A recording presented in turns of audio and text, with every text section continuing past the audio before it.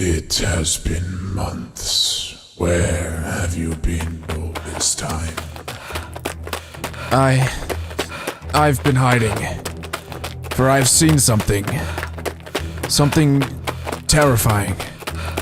I prayed to the gods that what I had seen was fantasy, but it seems that my greatest fears have come true.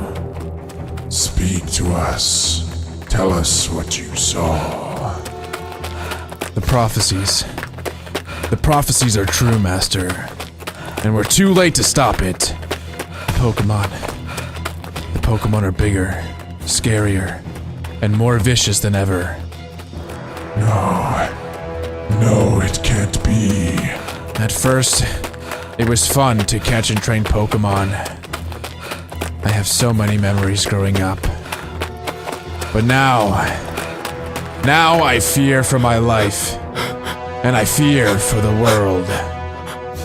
Gigantamaxing is here. Well, here we are. The very, very long-awaited 400 days of PIXELMON.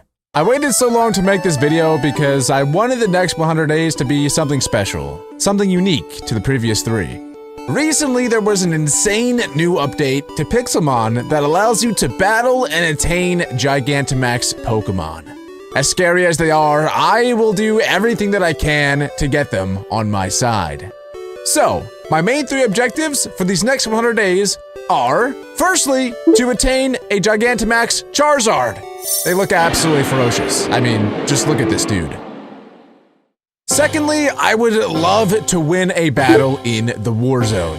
The War Zone is an area on the server that has a very high legendary and shadow spawn rate, but when you battle other players, the winner of the battle gets to steal a Pokemon from the opposing player. So this area is extremely risky, and I'm gonna try to win a battle and steal another player's Pokemon. The third thing that I want to do is to complete a bingo card. I know, this sounds quite silly compared to the other 2 objectives, but hear me out. With these bingo cards, if you complete one of the bigger ones, like a 7x7 or a 9x9, you get some really awesome rewards. There's a pretty good chance even that you'll get really, really good crates. Maybe even a legendary crate, who knows? We'll see what happens. That would be pretty epic. Also, of course, these next 100 days are being played on the Smash MC network. The IP is play.smashmc.co. So if you guys do want to experience my journey with me, be sure to go ahead and join the network. Also, I have a absolutely massive announcement that I've been waiting on for a very long time. I'm so excited to tell you guys that I'm finally releasing my own merch. As of now, we only have one design, which is being put on a t-shirt and a hoodie. But depending on how much you guys enjoy the merch, we will potentially be releasing some new designs. Not only is the merch extraordinarily comfortable, but it also makes you go from looking like this to this. Well, maybe not like that, but you get my point. Also, I will be signing the first 100 pre-orders. So if you guys do want me to sign your shirt, be sure to go ahead and order them ASAP. And I promise, last thing before getting into the 100 days, please feel free to subscribe to my channel. Less than 20% of the people who watch my videos are subscribed. And making videos like this takes an extremely long time, as you can probably imagine. So please consider subscribing. Anyway, guys, of course, enjoy the next 100 days of PIXELMON.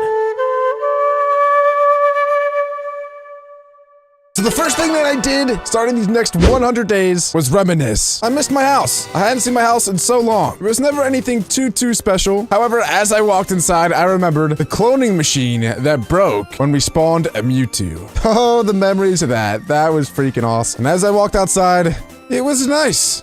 And also not so nice to remember all the builds that people left in the city. But I will say, one thing that was nice about being away for so long is that people left a ton of presents for me. It was actually pretty awesome. So the first thing I did was absolutely just go through all of these gifts that I got and take them all. It was awesome. So shout out to Ziff for some presents. Also, shout out to Epic Entity for providing me with a Thunderstone pickaxe. Also, shout out to Little Thief 25 for providing me with even more amazing stuff, including a freaking Elytra.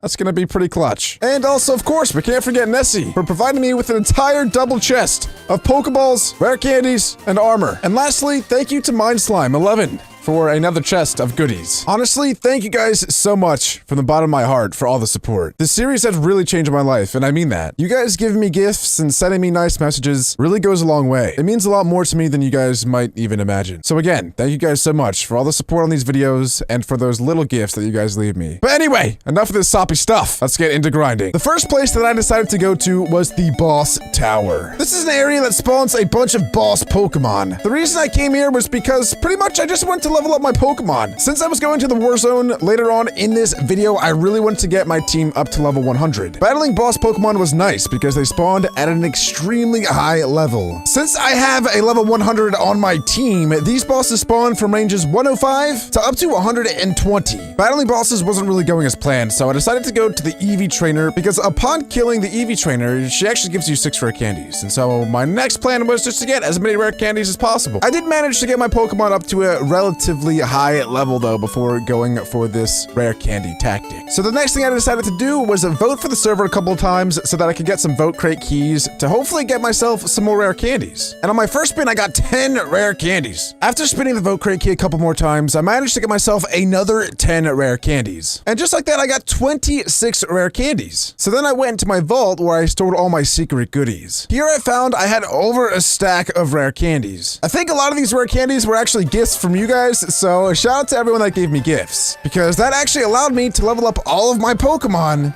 to level 100. Now that all of the legendary Pokemon in my team were level 100, it's time to get the boy Charizard all the way up to the beautiful triple-digit number 100. And 40 rare candies later, we finally managed to do it.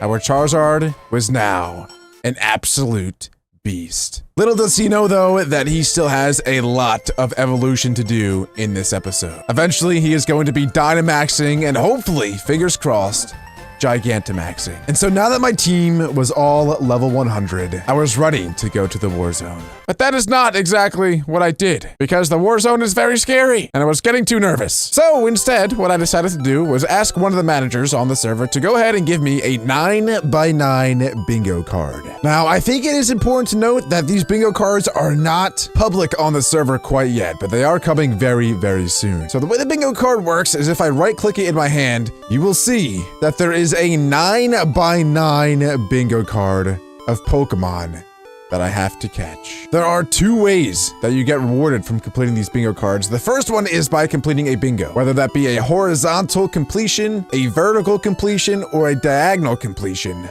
By just completing one of those, you get to redeem a reward. And then you also get rewarded for completing the entire card, which is gonna be pretty hard because there's 81 freaking Pokemon on the card, which is a lot. That is a lot of Pokemon. And so I studied the card to find out which row or column would be easiest to complete. And I decided that the row I was gonna target was the third one. It consisted of Boldore, Tangrowth, Weezing, Magnemite, Larvesta, Machoke, Watchdog, Scrovet, and Frogadier. Those Pokemon better watch out, because I'm coming for them. And the first Pokemon that I actually found was a Watchog, and so he was the first that I captured. As I check my bingo card, you can actually see here that Watchog has been captured. The Pokeball animation pops up for him. Now, for the rest of this row. And as I was about to leave, I actually found a legendary Tepig. This is actually insanely rare to find, a legendary boss. And so obviously, I did what anyone else would do and absolutely destroyed this legendary boss in pretty much one hit with Swampbutt. The next Pokemon that I caught was a Boldore. 2 down, 7 to go. And then completely out of the blue, I noticed that this Nidoran had fire particles on it. And I knew exactly what that meant. Nidoran was part of the Pokehunt. So on this server, if you do /hunt, there will always be 4 Pokemon that are being hunted by the entire server. And it just so happens that Nidoran is one of them. If you're the first player on the server to catch one of these 4 Pokemon, you get some pretty awesome rewards. You get money, rare candies, and even Pokeballs. So of course, the next thing I did was just capture the Nidoran. And I got 13 rare candies and 15 netballs from it. Over the next couple of days, I managed to get my hands on a Larvesta, a Scovette, a Machoke, and a Magnemite. At this point in the bingo card, everything was going pretty well. I was catching about 1 Pokemon a day. And then I realized that I caught all of the easiest Pokemon first, and that the 3 Pokemon left have like a 0.1% chance of spawning. And so it took a lot of waiting and waiting and waiting to catch these Pokemon, but we persevered. and we eventually did it. And as I was looking for a tan growth, I saw some more of these fire particles. Honestly, I was getting so lucky with finding these Pokehunt Pokemon. Turns out there was a Grubbin hiding in the jungle, waiting to be captured. And so I caught him and got my reward. After a couple more days of sitting in the jungle, I finally found myself a tan growth, which was on the bingo card. I was so excited. And just like that, we captured a tan growth. Our bingo card was down to 2.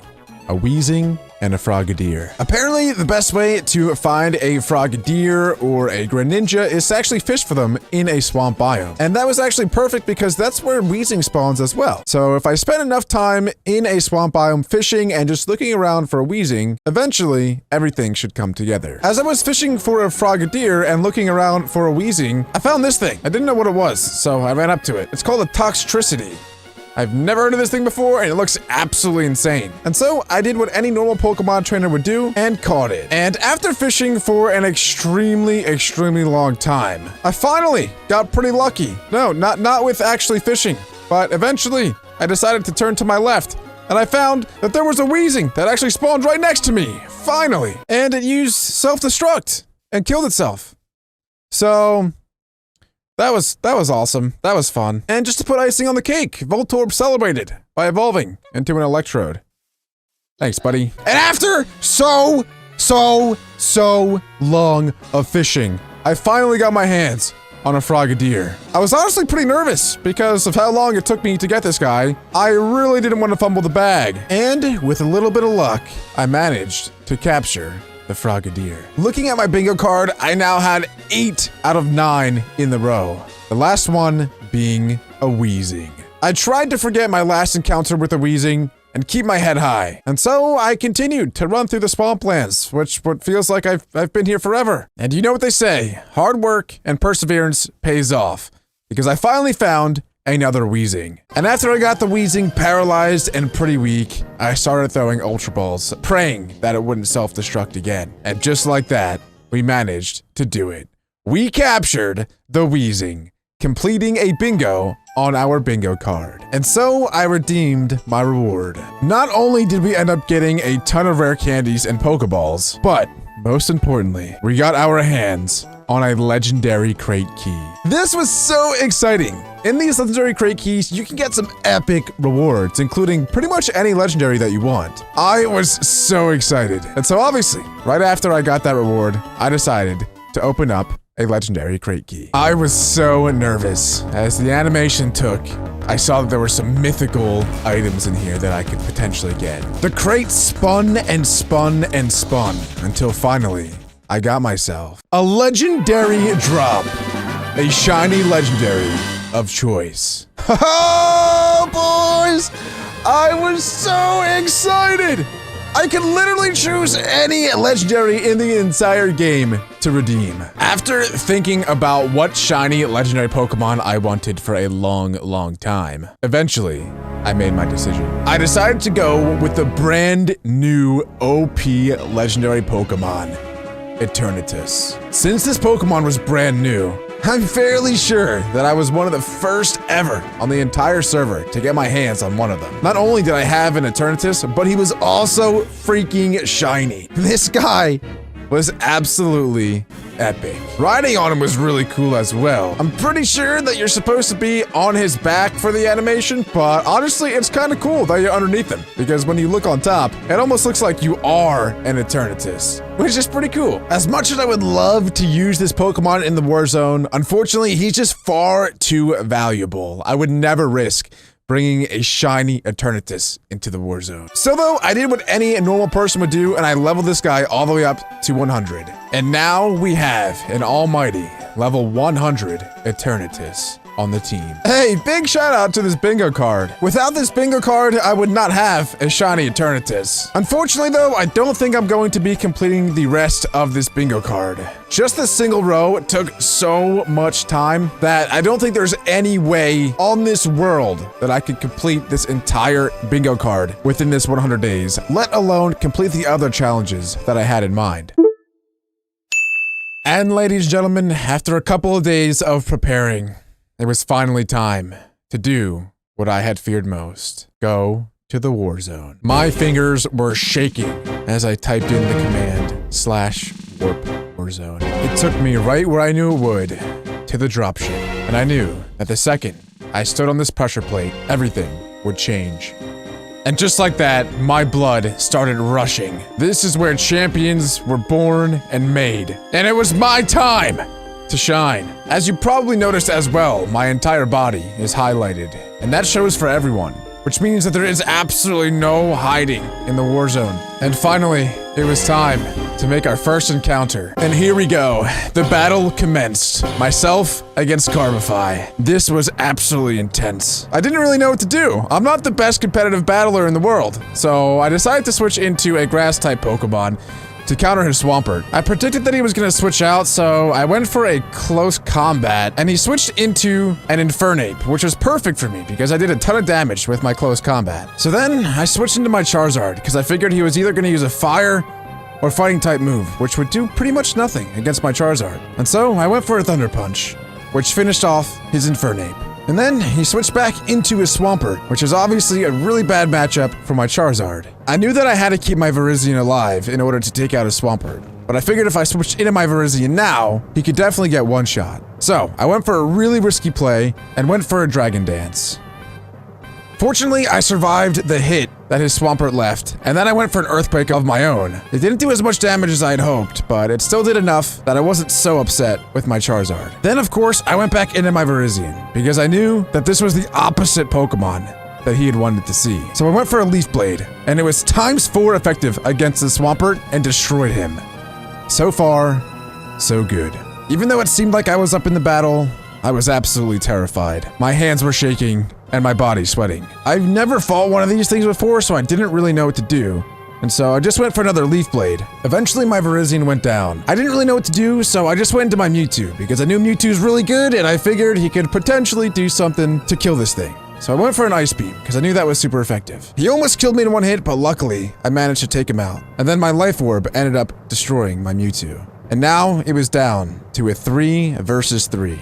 I went back to Swampert because I didn't want to show my last two Pokemon. This was a perfect matchup because he sat on a Jolteon, which can't really affect Swampert. I made a safe play and went for an Earthquake. Unfortunately, he switched into Corviknight, so I didn't end up doing any damage to it. I knew that Jolteon wouldn't really be able to do much against my Groudon either, so I just decided to try Waterfalling this thing. It used Iron Defense 2 times, so I knew Waterfall wasn't going to do too much. So then I switched out to Zapdos, and then I went for a Discharge. It was super effective and finished the job. Corviknight was dead. He went back into his Jolteon, so obviously I switched back into my Swampert. And of course, I went for an Earthquake. He switched out again into a Serperior, which I knew was trouble for me because it was super effective not only against my Swampert, but also my Groudon. I knew that he had a big advantage here, and I didn't really need Swampert anymore since I still had my Groudon to counter his Jolteon. So I decided to continue trying to just kill this thing with my Swampert, and he did a pretty good job. Then, I switched into Zapdos, where I decided to use Heat Wave.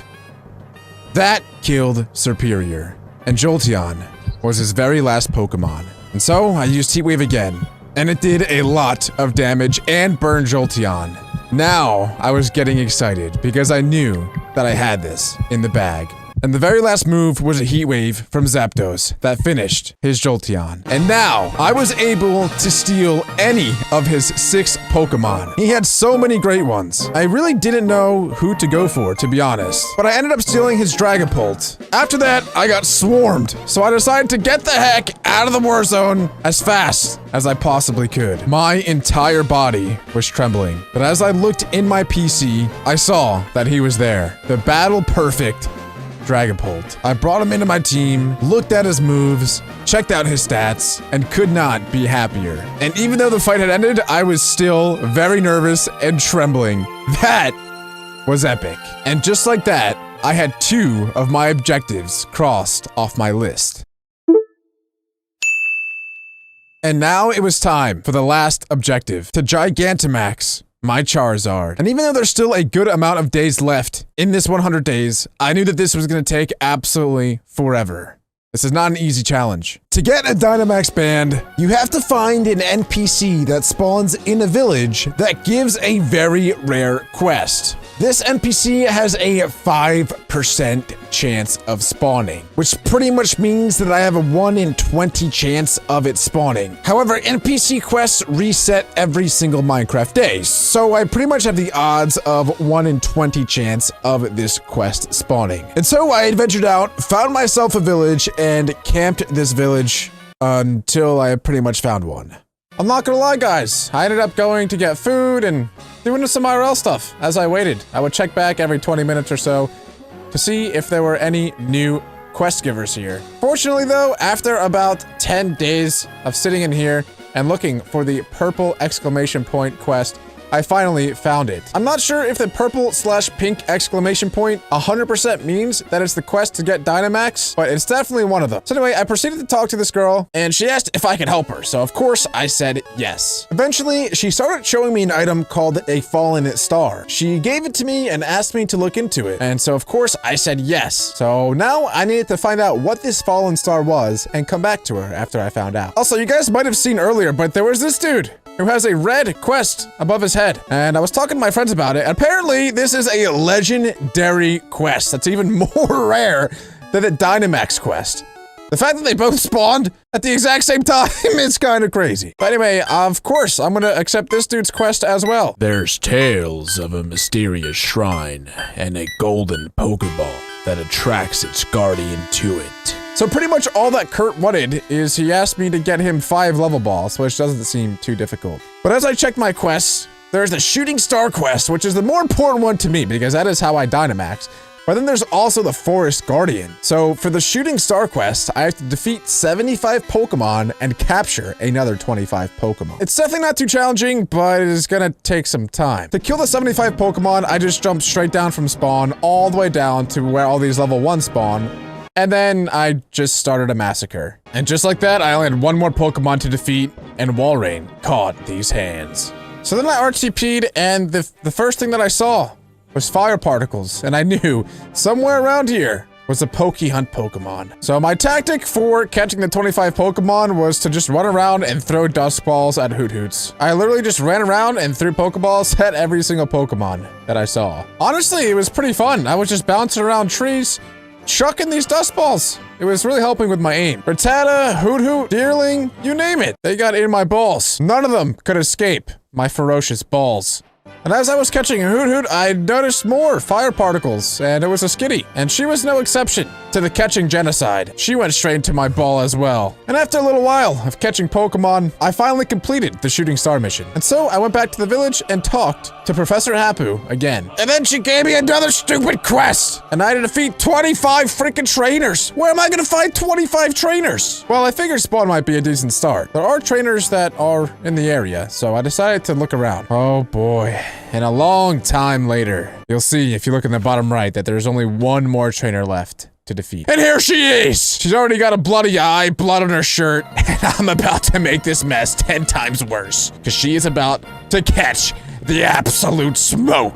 Swampa is not messing around, and there we go! We finally did it! Now we have to return to Professor Hapu, who will hopefully not give us another quest, and will just give us the Dynamax thing. And there we go! Professor Hapu has officially given us a Dynamax band. This will allow you to infuse your Pokemon with immense power for a short while. Thank you so much, Professor Hapu! And now, it is time to equip ourselves with the Dynamax band. If I take off my robe, you can see that I actually have a band on my arm now, and that is a Dynamax band. However, I prefer to have my drip on. Wait, what is this? I didn't realize that I had this robe. I think that this robe is an 8.2 robe, and because I'm super awesome and super special, that I have access to it. Wow, that's pretty epic. Oh, and there's also a winter cloak, dude. Wait, these are so cool. All right, but I'm gonna stick with the Drown robe. This thing is sick. But anyway, one thing that is really important to note about Dynamaxing and Gigantamaxing is that the only time that you can actually do it is against other boss Pokemon, players, or NPCs. You cannot do it against wild Pokemon. Luckily, I found myself a Mega Ampharos. These things are actually a lot more common than you think. At least the Amphiroses. The other Mega Bosses, not so much. Unfortunately, this is a really bad matchup for our Charizard. However, he should be able to Dynamax. Not Gigantamax yet, but Dynamax. So if we do go ahead and click the middle button, you'll see that this crazy thingy pops up, and then we can max Flare. And here we go! Our Charizard is enormous! Haha, that is so sick! Like I said though, Charizard is not too good against Ampharos, and he got bodied. So, not a great first showing for our Dynamax Charizard. But that's okay, because Groudon one-shot it. Easy peasy. Well anyway, now that we have a Dynamax Charizard, it is time to get him Gigantamaxed. So pretty much in order for a Pokemon to be able to Gigantamax, they have to get Max Soup. The recipe for Max Soup is 1 bowl and 3 Max Mushrooms. Normally in Pixelmon, the way that you get Max Mushrooms is by finding a mushroom biome and finding them spawned on the floor. However, on the server, there is a completely different way to find these mushrooms. In order to obtain these mushrooms, you had to kill this Pokemon called Shiinotic. First of all, they were really rare to spawn. They only had a 2.36 chance of spawning. These Pokemon dropped Max Mushrooms. However, they dropped them at a very rare rate. I can only find about 1 to 2 of these things a day, but finally, I got one. A Max Mushroom. I still had 2 left to go, and I was honestly exhausted. I'd been in this tiger biome for so long. And after a little while, we got another mushroom. We only have 1 more to go until we have to craft a bowl, which is gonna be really challenging. I'm kidding, obviously. That would be really, really easy. And just like that, we got the last Max Mushroom. The last 2 actually came pretty quickly. I only had to beat like 4 or 5 different of those things, and they dropped 2 of them. They only have a 15% spawn rate, so that was actually really lucky. So now it's time to go back home, get some wood, craft a bowl, and complete the recipe for a Max Soup. And now, we can feed the Max Soup to our Charizard. And in chat it says, Charizard has gained the Gigantamax factor.